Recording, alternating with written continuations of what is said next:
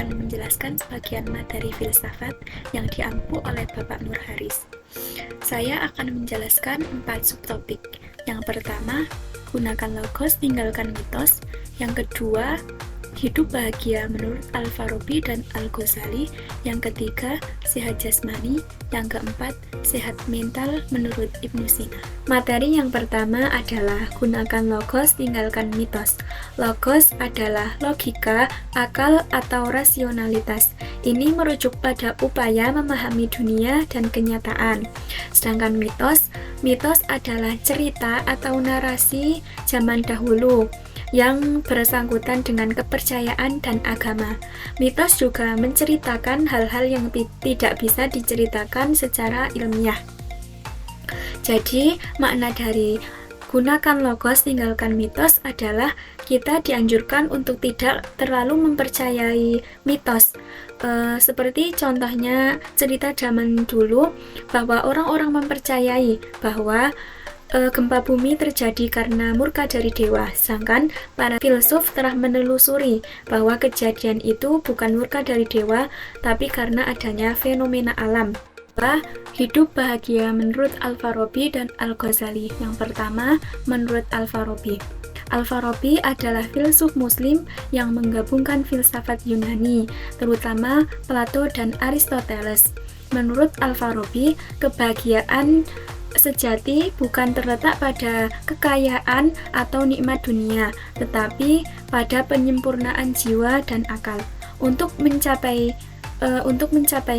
manusia perlu menyempurnakan akal dan bersatu dengan akal yang aktif.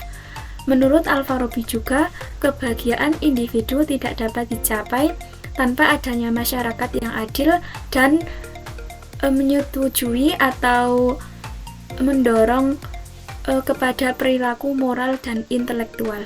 Hidup bahagia menurut Al-Ghazali. Al-Ghazali merupakan seorang teolog dan sufi. Ia percaya bahwa kebahagiaan sejati itu dapat dicapai dengan kita mendekatkan diri kepada Allah Subhanahu wa Ta'ala. Dan dia juga percaya bahwa kehidupan di dunia ini hanya sementara dan lebih tepatnya untuk mencapai kehidupan di akhirat. Untuk mencapainya, kita harus menyucikan jiwa, menggabungkan antara ilmu dan amal, atau keduanya harus saling seimbang antara dunia dan di akhirat. Yang ketiga, zikir dan ibadah. Ketiga, sehat jasmani. Sehat jasmani menurut para filsafat bukan semata-mata tentang kita yang terhindar dari berbagai penyakit, tapi bagaimana kita menjaga tubuh kita agar selalu sehat. Itu bentuk cara kita menghargai tubuh kita dan cara berterima kasih kepada tubuh kita. Di samping itu, kita harus seimbang antara tubuh, pikiran, dan lingkungan yang harus kita jaga bersama-sama. Sini saya akan membahas materi yang keempat atau materi terakhir nih, yaitu sehat jasmani menurut Ibnu Sina.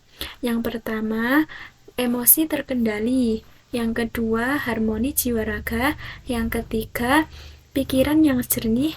Yang keempat, spiritualitas dan moralitas. Nah, teman-teman, untuk menyempurnakan keempat hal tersebut, kita harus mempunyai nabati, yaitu makan, minum, tumbuh. Yang kedua, hayawani, gerak, emosi. Yang ketiga adalah nabati, yaitu pemikiran spiritualitas.